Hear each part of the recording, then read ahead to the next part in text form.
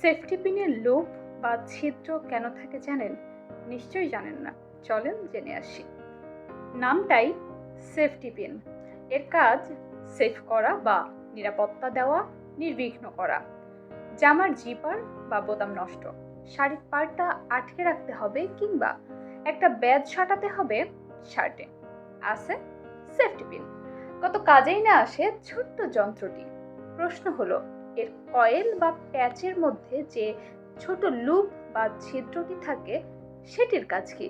এটি কি কোনো ত্রুটি নাকি কোনো বাড়তি নকশা? কোনোটাই নয়। আদতে এই লুপেই লুকিয়ে আছে সেফটি পিনের আসল ক্ষমতার রহস্য।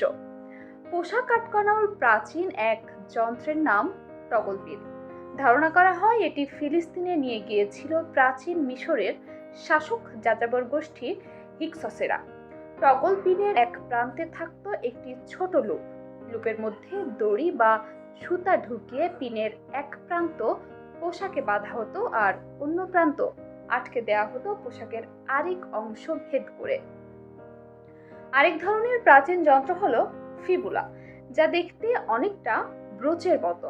গ্রিসের পেলোপোনেসাস অঞ্চলে মাইসেনীয়রা অর্থাৎ খ্রিস্টপূর্ব যুগের প্রভাবশালী গ্রিক সভ্যতা খ্রিস্টপূর্ব 14 থেকে 13 শতকের মধ্যে এটি তৈরি করেছিল।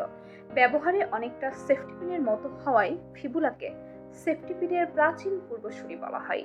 তখন গ্রিক নারী পুরুষ উভয়েই টিউনিক অর্থাৎ ঢিলেঢালা পোশাক বিশেষ আটকাতে ফিবুলা ব্যবহার করত। আধুনিক সেফটি পিনের উদ্ভাবক মার্কিন যন্ত্র প্রকৌশলী ওয়াল্টার হান্ট 1849 সালে তার তৈরি করা সেফটি পিনে এমন একটি কিলক অর্থাৎ ওপরের লুপ ছিল যা সূচালো মাথা ঢেকে রাখত এবং পিন খুলে যাওয়ার ঝুঁকি কমাতো। হান্টের নকশা করা সেফটি পিনের নিচের দিকে বাঁকানো অংশে ছিল একটি লুপ যা স্প্রিং এর মতো কাজ করে পিনটিকে জায়গায় ধরে রাখে। ইংল্যান্ডের বার্মিংহামের চার্লস রাউলিও 1849 সালের অক্টোবরে আলাদাভাবে প্রায় একই ধরনের একটি সেফটি পিনের পেটেন্ট করিয়েছিলেন, তবে ওই পিন এখন আর তৈরি হয় না। হান্ট এই উদ্ভাবন করেছিলেন তার এক বন্ধুর কাছে $15 ঋণ শোধ করার জন্য।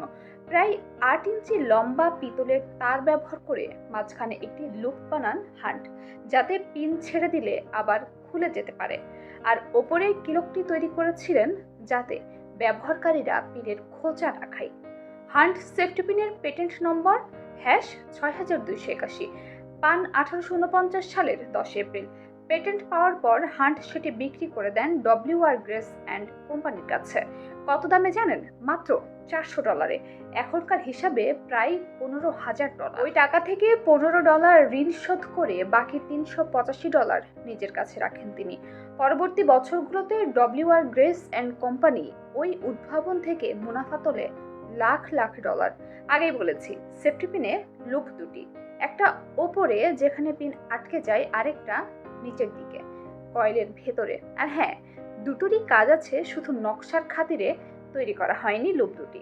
ওপরে যে লুপটি থাকে সেটির কারণে খোলা ও আটকানোর সময় পিনটা সহজে বাঁকানো যায়।